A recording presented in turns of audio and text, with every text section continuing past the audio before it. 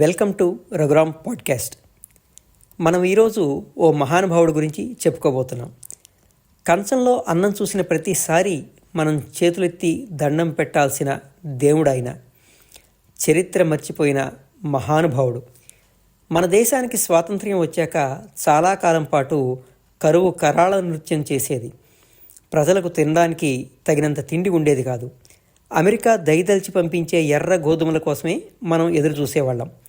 వాళ్ళ ఓడలు మన రేవులకు వస్తేనే మన దేశంలో పొయ్యి వెలిగేది.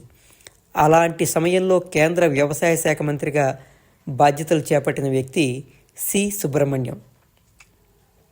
Doctor MS Swaminathan, Norman Borlaug లాంటి శాస్త్రవేత్తలు మెక్సికో నుంచి ఒక కొత్త రకం పొట్టి గోధుమ విత్తనాలు తీసుకొచ్చారు. వీటిని వాడితే 3 ఎక్కువ పంట పండుతుందని చెప్పారు. కానీ మన దేశంలో ఎవ్వరూ వాళ్ళ మాట నమ్మలేదు. ఈ విదేశీ విత్తనాలు వాడితే మన భూములు నాశనం అయిపోతాయని రైతులు భయపడ్డారు. ప్రతిపక్ష నాయకులు, ఆర్థిక శాఖ అధికారులు, చివరికి సహచర మంత్రులు కూడా దీన్ని తీవ్రంగా వ్యతిరేకించారు. కానీ సుబ్రహ్మణ్యం చాలా ధైర్యంగా ఓ పెద్ద ముందడుగేశారు. ఆయన తన బంగ్లా ముందున్న క్రికెట్ పిచ్తో సహా మొత్తం లాన్ని దున్నించేశారు. తానే మట్టిలోకి దిగి స్వయంగా ఆ కొత్త రకం విత్తనాలు నాటారు. తన ఇంటినే ప్రయోగశాలగా, తనను తానే ఒక రైతుగా మార్చుకున్నారు. కొన్ని నెలల తర్వాత అద్భుతమైన దిగుబడి వచ్చింది. అది చూశాకే రైతులు, అధికారులు కూడా నమ్మారు. ఆ తర్వాత సుబ్రహ్మణ్యం మెక్సికో నుంచి ఏకంగా 18,000 టన్నుల కొత్త విత్తనాలు దిగుమతి చేసుకున్నారు. ఆ విత్తనాలు కనుక విఫలమైతే ఆయన పదవి కూడా పోయి ఉండేది. కానీ ఆ రిస్క్ తీసుకున్నారు.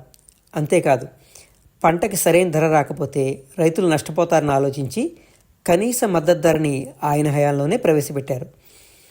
రైతుల దగ్గర ప్రభుత్వమే ధాన్యం కొనేలా ఫుడ్ కార్పొరేషన్ ఆఫ్ ఇండియాని స్థాపించింది కూడా ఆయన మంత్రిగా ఉన్నప్పుడే. అప్పటి వరకు మన దేశంలో సగటున 10-12 మిలియన్ టన్నులు పండే గోధుమ ఆయన కొత్త విత్తనాలు తెప్పించిన 2 ఏళ్లలోనే 17 మిలియన్ టన్నులకు పెరిగింది. ఇప్పుడు 110 మిలియన్ టన్నులు పండిస్తూ ప్రపంచంలోనే 2వ అతిపెద్ద ఉత్పత్తిదారుగా ఉన్నాం. ఈ హరిత విప్లవానికి సృష్టికర్త ఎంఎస్ స్వామినాథన్ అయితే దానికి రాజకీయంగా ప్రాణం పోసింది మాత్రం సి సుబ్రహ్మణ్యం. ప్రస్తుతం యువత చిన్న వైఫల్యం రాగానే కుంగిపోతున్నారు. ఎవరైనా విమర్శిస్తే తట్టుకోలేరు. కానీ సుబ్రహ్మణ్యం మాత్రం చాలా విపరీతమైన ఒత్తిడిలో కూడా ధైర్యంగా నిర్ణయాలు తీసుకున్నారు. తనను విమర్శించిన వాళ్ళ మీద ఆయన కోప్పడలేదు. తన చేతలతో, ఫలితాలతో సమాధానం చెప్పారు. 10 మందికి మేలు జరిగే పని చేస్తున్నప్పుడు ప్రపంచం మొత్తం మనకి ఎదురు తిరిగినా కూడా మనం భయపడకూడదని ఆయన జీవితం నేర్పిస్తోంది.